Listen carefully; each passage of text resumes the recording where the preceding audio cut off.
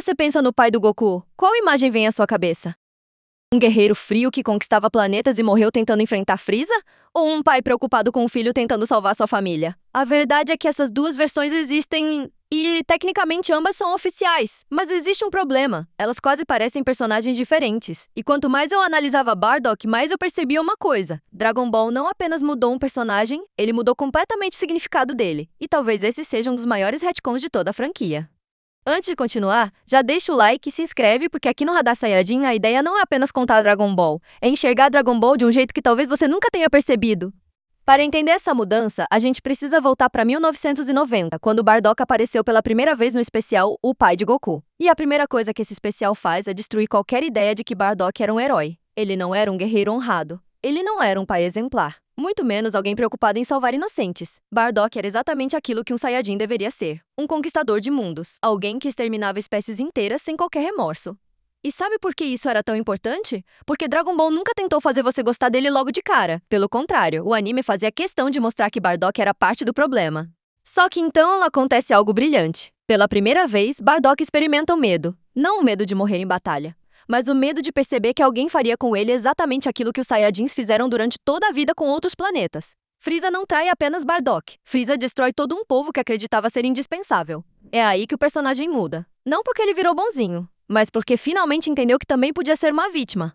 E talvez seja exatamente isso que torne aquele Bardock tão memorável. Ele nunca deixa de ser um Saiyajin, ele continua agressivo, continua violento, continua arrogante. Mas pela primeira vez ele luta por algo que não seja apenas uma missão. Quando ele voa sozinho em direção ao exército de Frieza, ele sabe que vai morrer. Ele sabe que não tem chance, mesmo assim ele vai. E essa talvez seja uma das cenas mais corajosas de toda Dragon Ball. Porque coragem não é lutar quando você pode vencer. Coragem é lutar quando você sabe que perdeu.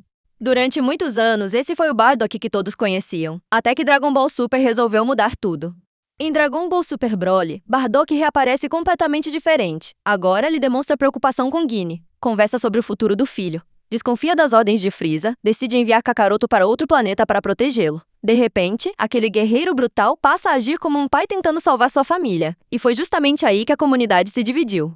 Alguns fãs adoraram essa nova versão. Afinal, ela torna Bardock muito mais humano, muito mais fácil de admirar. É impossível não sentir empatia quando ele se despede do filho sabendo que talvez nunca mais o veja. Mas outros fãs enxergaram um problema enorme, porque esse novo Bardock parece carregar valores que antes simplesmente não existiam entre os Saiyajins. E aqui está o detalhe que quase ninguém comenta. O Bardock clássico nunca foi importante porque era uma boa pessoa. Na verdade, era justamente o contrário. Ele era importante porque mostrava que até alguém profundamente imperfeito podia encontrar um propósito no último momento da vida. A tragédia dele era exatamente essa. Não havia tempo para redenção. Não havia tempo para mudar. Apenas tempo suficiente para enfrentar o próprio destino. Já o Bardock de Dragon Ball Super muda completamente essa mensagem. Agora parece que a bondade de Goku veio do próprio pai, como se Goku fosse destinado a ser diferente desde o nascimento. Só que isso entra em conflito com uma das mensagens mais bonitas de Dragon Ball clássico. Durante décadas, Dragon Ball mostrou que Goku não virou um herói porque nasceu especial. Ele virou um herói porque foi criado pelo vovô Gohan. O ambiente moldou quem ele se tornou. Isso sempre reforçou uma ideia muito interessante. Caráter não é herdado, caráter é construído. Mas quando Bardock passa a demonstrar compaixão desde o começo, essa mensagem perde um pouco da força. Parece que Goku já nasceu em uma família diferente. E isso muda completamente a interpretação do personagem. Agora vem a pergunta mais difícil. Dragon Ball realmente estragou o Bardock? Na minha opinião, não exatamente.